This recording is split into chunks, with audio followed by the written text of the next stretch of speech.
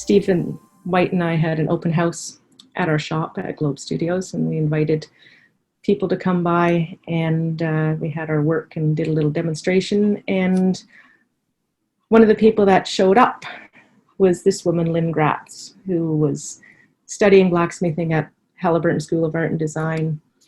And I got asking, what kinds of things are you learning? You're learning how to rivet or collar or upset. And she said, well,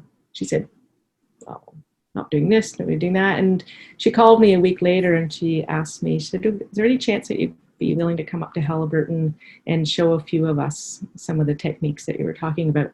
She said, we don't have any money to pay you, but we do have a swage block, which is this tool here, and we can host you. So I did, and that relationship with Lynn has continued over the years. That was in 2000, and we've worked on several projects together. I'll sort of circle back to that in a minute.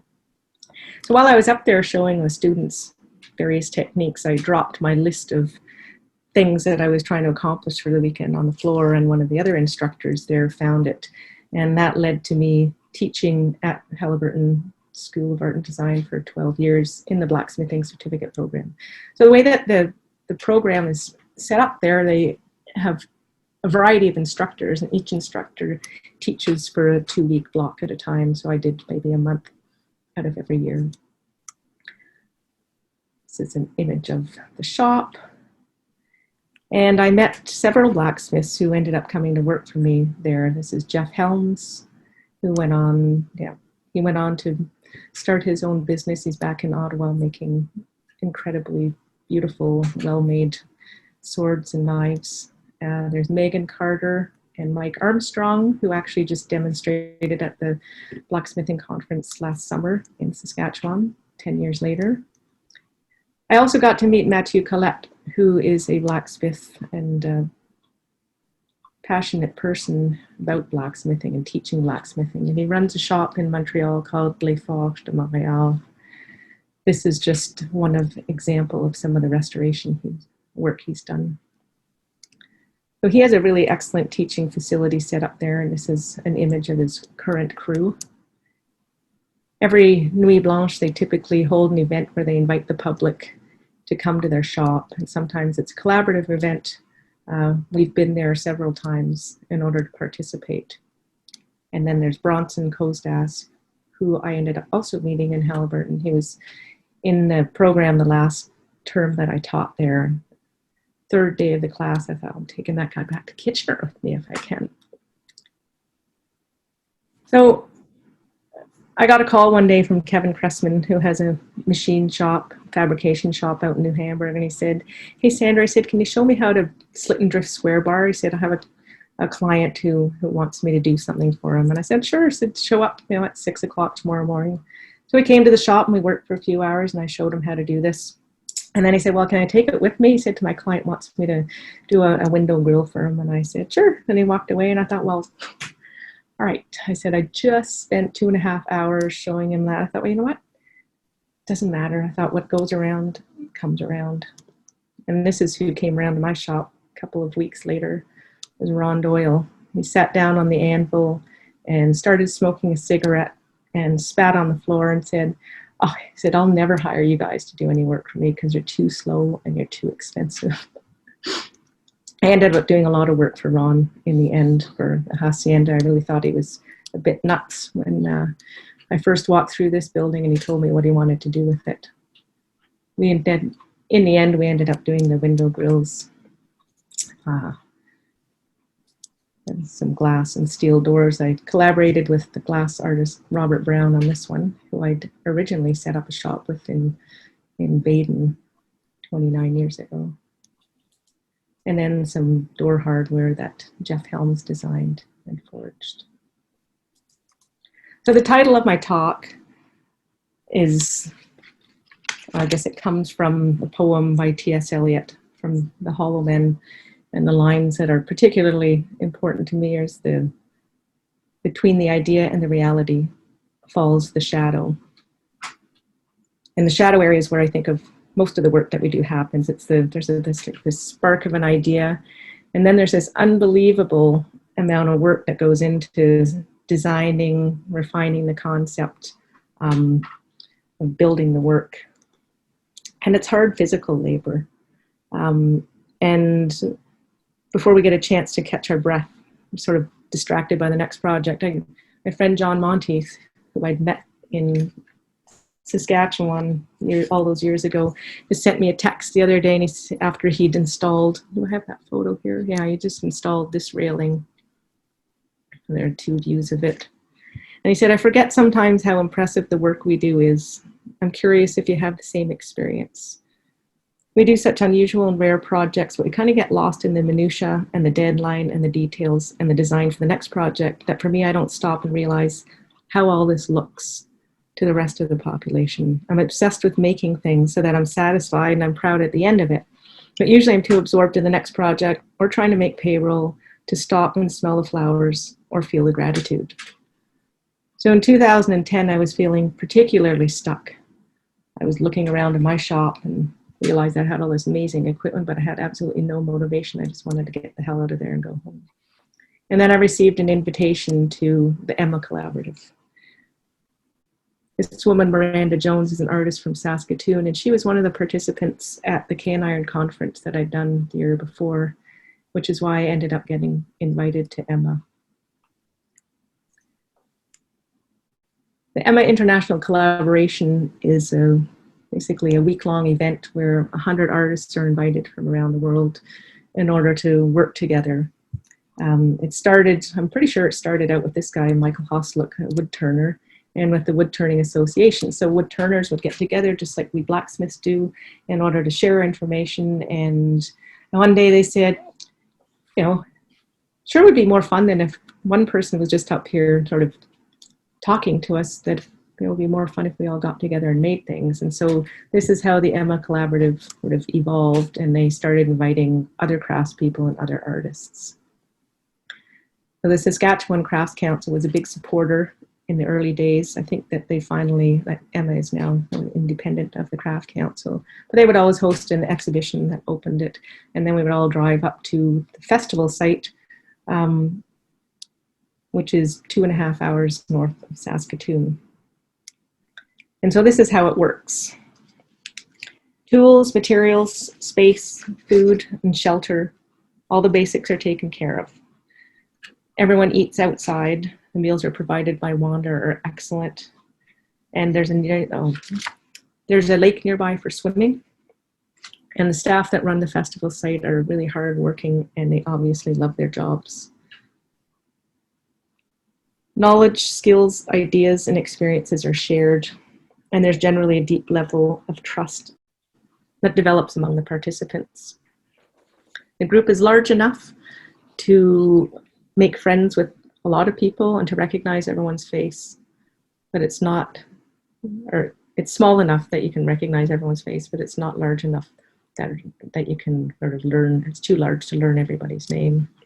But there are areas set up for a variety of things, sort of like a musical festival. There's an area for blacksmithing, day and night, an area for metal fabrication, an area for woodworking, painting, jewelry making, textile work,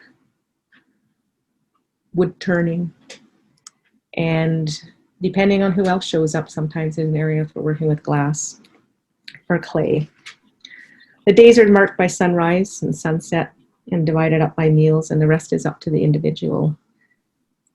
So ideas for projects sometimes come from raw materials, from wood, steel, aluminum, glass, textiles, plant materials, paper, paint, or a parts pile. And there is no agenda. Sometimes people plan projects ahead of time. Other times pieces get made on a whim or just for a good laugh. Sometimes people will make something and not finish it and hand it off to another person who will then cut it open and turn it inside out and make it into something entirely different. And then at the end of the week of making, all of the items are sorted, photographed, and shipped to Saskatoon, where they're sold at an auction. So in this case, Charles decided that what he was going to do is go out to the sand pit and make a fire and make some birch pitch So we spent probably 2 days getting the liquid down, and then he reduced that even further into pitch, which was then actually used in order to hold a metal tool to a wooden handle. There's a lot of socializing that takes place at Emma. At the end of the day, a gin and tonic, or at nighttime by a fire. And so there are people who are invited to this. I guess they do a mix of artists who are well known, so they can attract some collectors in order to make some money at the auctions. This is Dempsey Bob, a traditional West Coast carver. Lionel Grant, who is a traditional Maori carver. At the first Emma that I attended, these two had the same shape and size of wood, and they were both carving faces that were being done according to their traditional carving motifs and methods. Bobby Hansen is another person I got to meet there, who wrote The Fine Art of the Tin Can. Arthur Ganson was there once. He's the kinetic artist who works at MIT. Rebecca Asquith is an artist from New Zealand who works in the film industry and worked on the movie The Hobbit. One of the first things I did at the first Emma was to pair up with Peter von Tiesenhausen. I'd learned an interesting technique for making a hole in a piece of wood using a hot pointed bar and some paraffin wax. And so we started doing some experiments through that, and that kind of took off, and other sculptures that were related to this technique started to appear. At the next Emma, I got handed this little stone at the very beginning of the week that was carved by Neville Parker, who was an artist from New Zealand. And I made it into a figure like this. This piece was actually made by a few of us.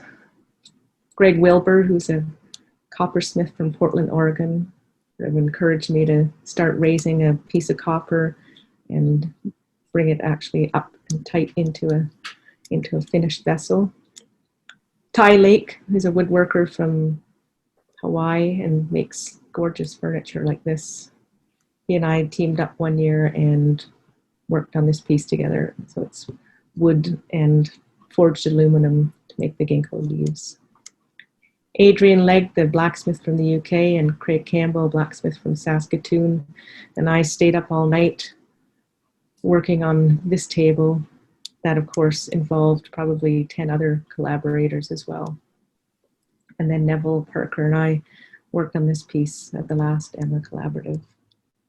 So there's a sort of magic that happens, and I arrived at Emma sort of feeling a bit discouraged and broken and worn out and feeling like a failure. I ended up coming away from that feeling as though there was value in what I did, because I got to spend a whole week with other people who also make things for a living. Ross Nels was one of the other artists I'd met there, and I ended up going to Australia in 2015. I took my son on a trip, Liam, to Australia, New Zealand, and Hawaii to visit Ross Nels, Neville Parker, and Ty Lake. And while we were in Australia, I taught a coppersmithing course at the Career Institute, which is a facility that Ross and his wife Tamsin were running at the time. We did some fold form copper. I was inspired by a pumpkin leaf there to make some leaves. Some people made three-dimensional objects, bean pods, using a sort of simple die system that we'd worked out. And this is Ross's daughter forming a copper bowl.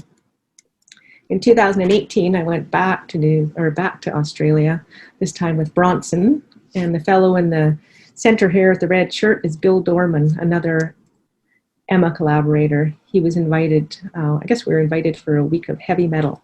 So he was teaching people how to do small sculpture, joining, brazing, soldering, and that kind of thing. I particularly like this image of Michael's ginormous dirty hand, this tiny delicate box that he made. And Neville Parker showed up from New Zealand in order to do some metal carving with an angle grinder. And Bronson and I also spent a couple of weeks setting up a blacksmithing teaching facility, and then we ran a blacksmithing course for a number of participants. And then in 2015, after going to New Zealand and visiting with Neville, Liam and I flew to Hawaii to Ty Lake's place. So he has a business near Kona, and his two sons, so on the left there's Noah, and then the middle guy is Jonah, and there's Mary Jo and Ty Lake. They have a really wonderful operation. They build gorgeous furniture, and they also were inspired by the Emma Collaboratives to start a Hawaii collaboration. So that happens every year in October.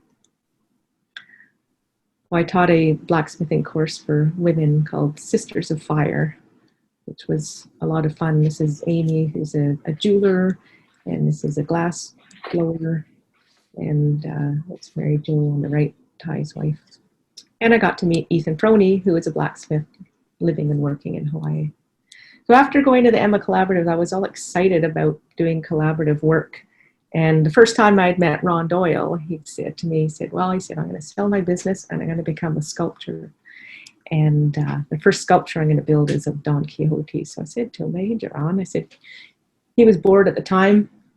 And so I said, look, I said, let's do this. I said, what did I say? Something like $10,000. I said $1,000 a day, 10 days, and we'll get a bunch of people together and just make this sculpture. I had no idea at the time how big it was supposed to be. Anyway, we proceeded to do that. Ron Doyle, Louis, Steve, Jeff Helms, Megan Carter, Adam Woodward. People showed up and sort of came to kind of play. We installed Don Quixote on the horse, and then a couple of years later we did Sancho Panza. One of my favorite parts of Sancho Panza is actually done by Amy Botello. I met Amy because Peter von Tiesenhausen, I'd met at Emma, sent me an email one day and said, hey, he said, there's this woman here at York University who's really passionate about blacksmithing. Can I give her your contact information? And I said, sure, I said. And a week later, there she was in my truck with me driving back to Kitchener with a whole load of copper so he could forge these boots and other parts of Sancho Panza. I think it was the end of 2013 when we finally put the windmill arms on the tower at Ron Doyle's. I was the unfortunate one that had to climb up the ladder. I remember being up there, it was plus 30 degrees, and it felt like I was in a cast iron frying pan, boiling to death. And one of the things I said to Ron, I said, went a couple weeks later to go get a check from him. And at that point, my business was failing, and Steve, my business partner, his health was really suffering. And I said to Ron, I said, do you have any advice? I said, before I go bankrupt. I said, because I spent all my RSPs. And I'm 6 months behind in rent of the shop, and it sounds as though Steve's about to pack it in. And Ron said to me, he said, what do you want to do? He said, if you could fantasize about anything, he said, what would it be? I said, I'd like to work collaboratively with other people, and I'd like to work larger scale. So who knew that 3 years later, I would be in Ypres in Belgium, working on a huge collaboration with 160 blacksmiths from all over the world. Henry Pomfret, who I also met at Emma, is a blacksmith from the UK, and he ended up being the forge master for this project. So it's a 7-ton slab of Corten steel that rises up out of the ground. And in a circle around it are 2016 hand-forged poppies that have been made by people from all over the world and sent to Ypres, where they've been painted and installed. And I was invited by Henry to design a railing, one of these railing panels that would surround the sculpture base. So I started out in Canada by holding some events at high school and then at John McCrae House, where people could come and forge poppies that would then be sent to Belgium and become part of this really big peace monument. This was the drawing that I did, sort of my idea of, I guess, the concept behind this design is really about that these are the soldiers that are buried in the mud, and it's about Canadian soldiers maybe imagining home, wheat fields, gardens, crops, and the landscape stretching out in the distance. And it's also the trenches and the barbed wire and the sandbags and those who died who are rising to the top in plant form, as though they're seeds for future hope. The tops of the flowers, I'll talk about that in a second here, actually. Yeah, the tops of the flowers are meant to be they're made out of bronze. They're stacked up, and they're meant to represent the dog tags that were worn by Canadian soldiers. So here we are. I was given a team of 6 people to come and help me forge and assemble the panel. Blacksmiths from France, the UK, and Scotland, and Australia. And here's the finished piece in the tent on the day that we finished it. And here's the piece installed at the Langemark Kapelle in Belgium. Out of all those 160 blacksmiths, there were 11 of us who were female blacksmiths. There were 2 that couldn't show up for this photo. I just thought it was kind of an interesting, sort of small number of, of females. Were generally outnumbered. And Amy and I talk about getting beards that we can whip out of our pockets and pull on when we get too much mansplaining now and again. So I got a call from Christina Gaday a number of years later asking if I could conceive of a project that we could invite veterans and youth and the general public to participate in making. So a sculpture that would commemorate World War I. And she wanted us to do a public forging event and for me to interview veterans. So it's complicated to sort of come up with a design for a project like this, because you want to do something that is sort of conveys the right kind of message, and then you have to create something that people can get involved in and actually create a beautiful finished form. It was Afghan war veteran Bram Porter's idea to cast coins or medallions made from bronze. And he was citing the fact that we often talk about the cost of war, but we don't generally talk about the human cost of war. He showed up at my shop about 5 years ago. He had done the blacksmithing program in Halliburton, and Jeff Helms, who was teaching there at the time, said, "Hey," he said, "you should go find Sandra. He lives in the area where you are." And Bram has become part of the family since then. So Bram and Bronson and Amy and I all packed up our gear and we drove out to Fredericton, New Brunswick. And we designed the piece here. Actually, I'll go back here. So there are 25 vertical uprights that represent the ribbons that the medallions are hanging from, and each of the medallions has an individual design on it. We figured that this would be a simple enough form that people could hammer without, damaging. So basically do these events and you use the physical labor of the participants in order to achieve some of the work. So the ends of the bars are spread and then the lines are chiseled into them.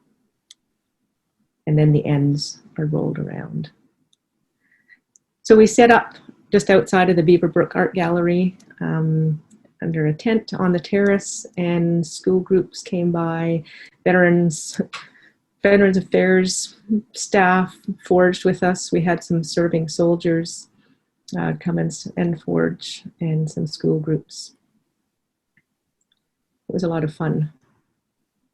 And here's the woman in the middle is Christina Gaday, who worked for the commemorative division of Veterans Affairs Canada, and she had some really, really unique and creative ideas for commemoration, like this one, where people could come and physically participate. So this was the first message I got from one of the first veteran that I ended up talking to when I asked him about war medals, or he was commenting on war medals, and this was his comment, so that they're just trinkets.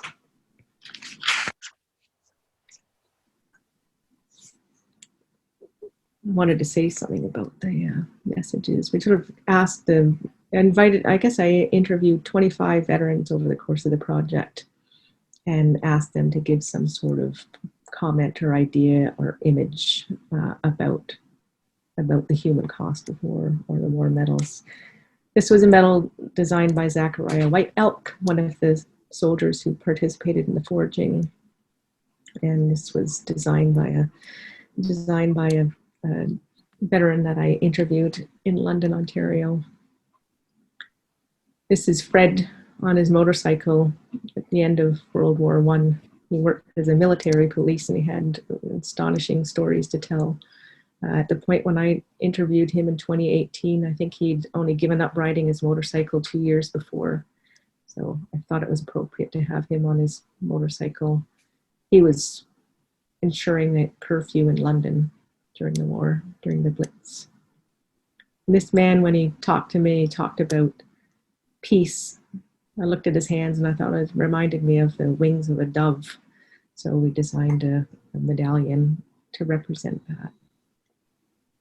Some of the medallions we sculpted out of Sculpey. This is Amy. Amy is really, really good at making tiny things beautiful and perfect. And then we cast them. Stuart Smith came to our shop and we cast all of the bronze medallions and cleaned them up and attached them to the top of the sculpture. It ended up being unveiled in Ottawa at a commemorative event, and this piece is currently being installed at the Canadian Vimy Memorial in France. So back to the swage block. Lynn Gratz, who I'd gone and taught some things to up at Halliburton in exchange for a swage block, we ended up working on 4 projects for the Royal Tyrrell Museum of Paleontology, and this was my favorite one. We had to mount this skull. It's a Daspletosaur skull, so that half of the bones were all articulated, and then the other half are an exploded view of how all the bones fit together. So you actually physically you can see all sides of the bone. When we got to the museum, I had no idea what the design of the base was going to be, or the structure to hold it. I imagined we'd have to clamp each bone in place. And when we arrived at the Royal Tyrrell Museum, this is sort of what we were given, right? A pile of fossils. We never actually working with the real fossils in this case, which was fortunate. Some of these are either plaster casts, or what they did was really interesting and challenging project for them. They actually photographed 25, 30 photographs of each fossil in all different positions, and then through computer-aided sort of design, managed to 3D print the bones, which were then in the end painted. So we were working with the 3D pieces. So we had to learn the names and positions for all of these pieces. Amy Kowalchuk here, she's one of the museum workers, really talented person. She worked with us throughout this project to readjust where we were sort of placing the different pieces. Lorna O'Brien is the lab supervisor, and Don Brinkman was the big cheese at the museum for years. He's retired now. So we started by suspending the bones from a wooden structure above a table, sort of in the finished position where we thought they would be. This is Lynn and I sort of trying to figure things out, and then Bronson and I looking at things, and we would hang things and readjust. And then we had sort of one vertical in the middle that represented the main stem where all of the other pieces were going to come off of. I was trying to figure out what it would look like, and then I got thinking about Art Nouveau ironwork, and I realized, well, Art Nouveau works really well to create flowing lines and in asymmetry, right? So you get these beautiful negative shapes in between the pieces. So we forged out flat bars, mainly widened them at the tips, like this. So we spread the material wider, and then we draw a shape on the table, sort of the general shape, and then start bending over the anvil or in a swage block and create these kinds of shapes. So in the background of this image are photos of the 3D printed bones. And here's sort of a sense of how the pieces started to come together. One of the really lovely, sort of happy accidents that came out of this project is that we managed to be able to just create these little cradles. So instead of having to attach the bones in any way or secure them in place, they all just sort of lift into place, which means that they can also be removed and examined, both for scientists. One of the things that was really interesting about the project was that we were working with all these different people. So you have a designer, and you got a preparator, and you got scientists. Everybody has their own idea of, you know, what's important about the particular fossil. We joined the pieces by either riveting or welding, and sort of this little jumble on the floor was attached to the main stem, and that's what it became.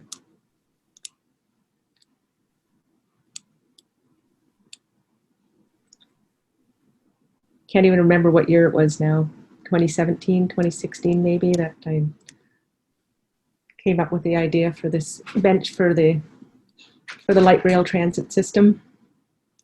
I was working, my shop was located at R Steel at the time, and they got the contract to roll all the rails. So everywhere where the ion turns a corner, each of those rail has to be curved to a particular radius, and they were doing this at my end of the 40,000 square foot space, and I got to see the stack of train track piling up. I thought, God, I think it's something to do with this.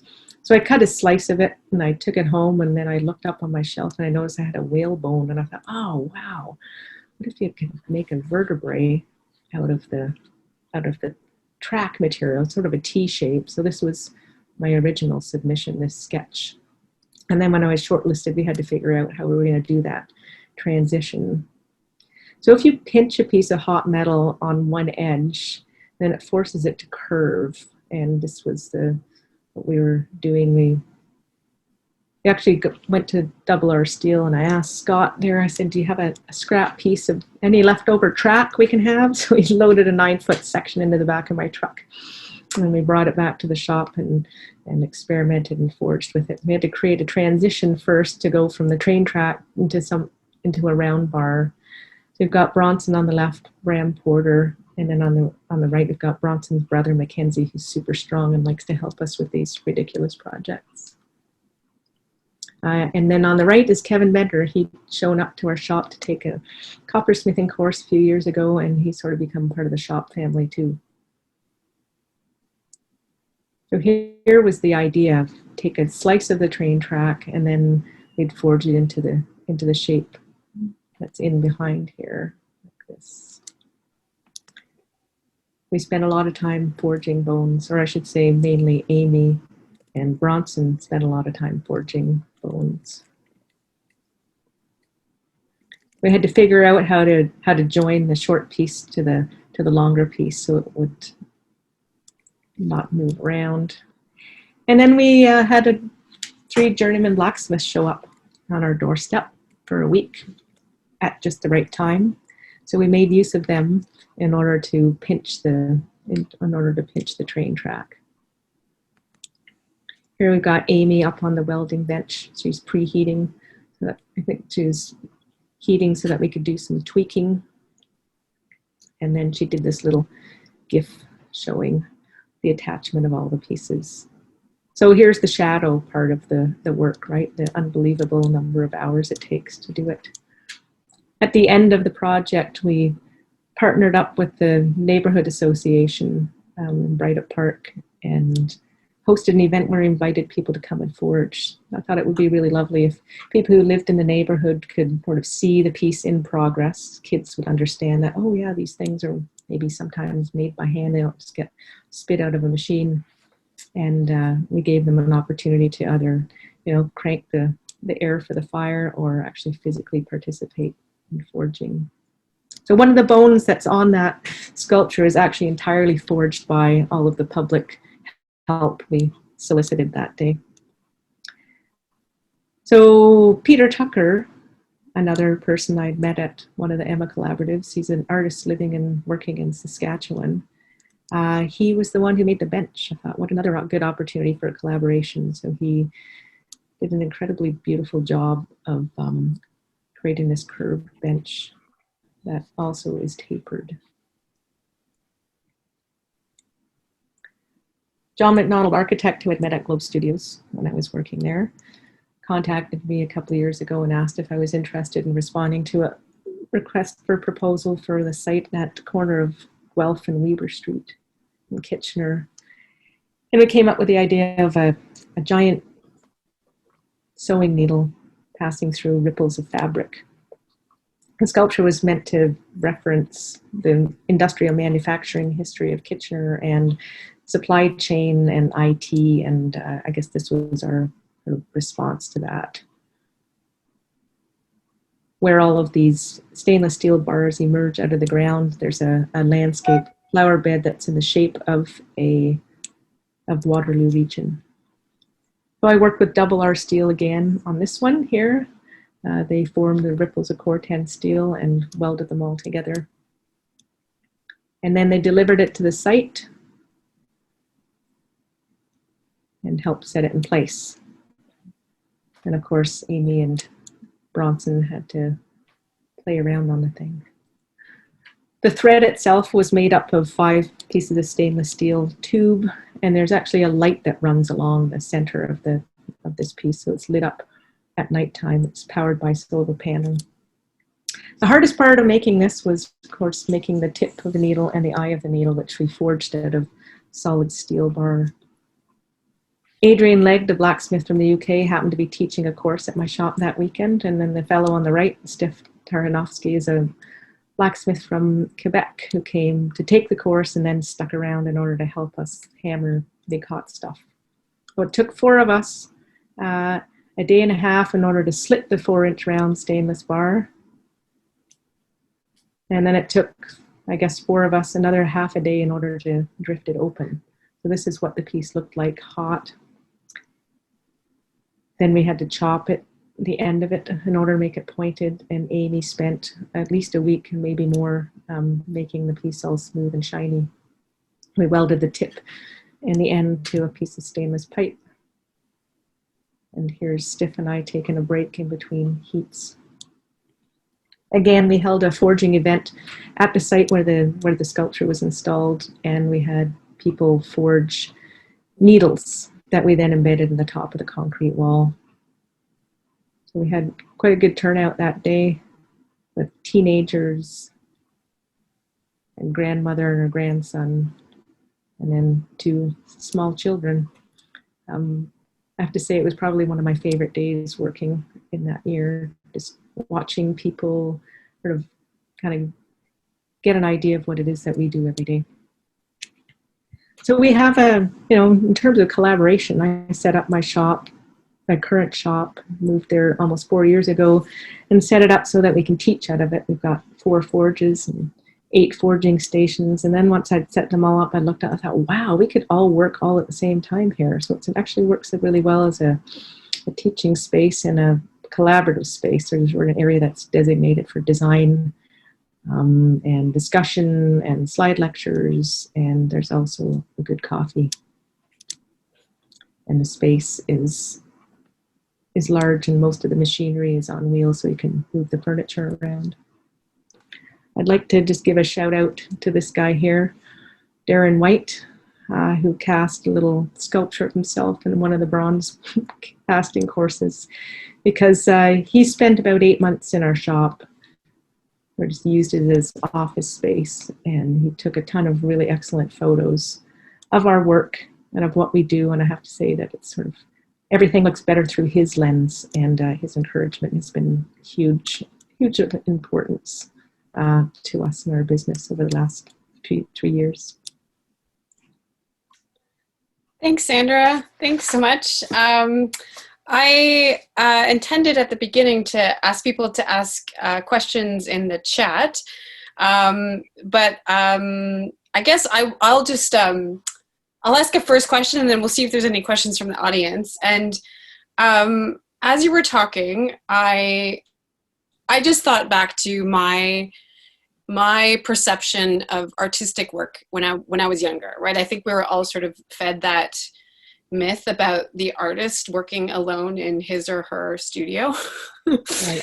And basically, I'm just curious to hear whether you had to wrestle with that as a person, and just like it sounds like you've done some things by yourself. Of course, the idea generation and the conceptual stages are sometimes solitary, but ultimately everything you do has a collaborative aspect. So I guess my question is, do you think we can somehow get away from that myth of the artist alone in her studio?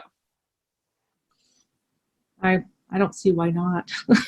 I mean, my problem when I graduated from university, did a fine art degree. I came here actually to do a writing degree, but I didn't have anything to say. And then I thought I've graduated with a fine art degree and I still didn't have anything to say. And I think that's really why I got into blacksmithing, because it's functional and it's, doesn't need any excuses because it can serve a function. It took me probably 20 years of forging in order to really figure out how to even make a sculpture out of forged steel. And of course I thought I was supposed to be the only one working in the shop. And lots of people, I mean, Steve, my business partner, really did not like other people coming into the shop. And it was a real problem for a long time that, there was that sort of struggle. He wanted to not have anyone in the shop. And I wanted to have other people to sort of work with and talk to with about ideas and bounce ideas off of. And the Emma Collaborative sort of really changed even my design practice. So there were a couple of sculptures. I mean, the Human Cost, that was a really collaborative effort between Bronson, Amy, and Bram and I. I mean, we just sat down and threw around ideas, and it's been a really great way to work. Yeah, I think there's like an aspect of ego, right? That if you work collaboratively, you just have to get over, right? You have to say, we're all in this together and we're problem solving together. And I do see a shift. I think that there's hope, right? That people will hold on to that myth less of the artist alone in the studio. So I just, it's for practical reasons as well, right? To get things done, you need to have collaboration. Yeah. Yeah. I do have, my guy I've done a number of projects for, artist, he gave me the book, The Art of Not Making, which is really about artists who get craftspeople and tradespeople like me to do their work, right? So that's a big aspect of sort of us too. He said, you just call yourself a fabricator. So we got a question from Darren White, who is near and dear to you in the chat here. He says, Sandra, what collaborations would you like to explore in the future? Or what are some aspects of those collaborations that would appeal to you? Well, I guess currently we've been sort of John McDonald and I and David Lashley are shortlisted for the Canada's mission to Afghanistan monument in Ottawa. So that's going to be a really bigger collaboration than I've ever done, particularly in the design end of things. And it'll be really interesting. I say I like collaboration in my shop, but I've been the boss in the shop, so I get to sort of pick the ideas that I want. This would be different, different opportunity. And I guess the aspects of collaboration is that what you asked? The aspects that have mattered to me the most, Darren? What was it again? I think that's what he said. Or what are some aspects of those collaborations that appeal to you? Yeah, well, I guess it's about learning, right? You'd be working alongside someone and watch them do something that you thought you knew how to do, or they have a totally different way of doing it, or they find an easier way of doing it and think, oh, well, yeah, this is great. And there's just there's an interesting sort of space that opens up when you're forging. You have to wait for the piece of metal to heat up, and you can't go very far because you have to be there when the metal's ready to be hit. And so there's kind of an interesting dynamic that happens. I mean, it can either be really good or really bad, but I guess if it's bad, you don't seek them out. and so you have interesting conversations, right? Because the conversation, the way it is sort of sustained by the practice of the work. Yeah. There's a lot of similarities between the close, nuanced communication among blacksmiths and glassblowers, I think, right? You sort of have to trust the person you're working with, right? Yeah, that is interesting. I remember we had my son's class come in there in grade 4, and we were forging, and I was holding a chisel, and Jeff was wailing away with on the end of it. I was holding it, and the girl said, "Aren't you afraid he's going to hit you?" I said, "No way, not at all." Well, sure enough, 2 days later, wham! Oh my. So there is that element of trust for sure.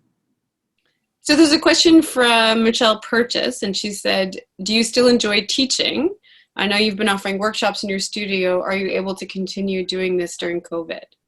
Yeah, we are. I looked around actually, and I as COVID was extending, I thought, what, our shop's big enough. We have 4 coal forges, and we decided we're going to start offering courses. We taught one last weekend, and we have one person at each forge, so they can, there's 13 feet of distance in between. That's great. Each person, That's encouraging. Unless they're siblings or whatever related. And this is one of the things, timing is everything, I guess. When March, sort of everything shut down in March, we were just coming back from Alberta project. We'd sort of been working 3 months nonstop basically, and I was thrilled to have a break and just to have time to just reflect. And I realized that I loved doing the teaching. I missed having people in the shop, and that I also really love doing the public art sculptures because they're varied and they're challenging and they involve other people.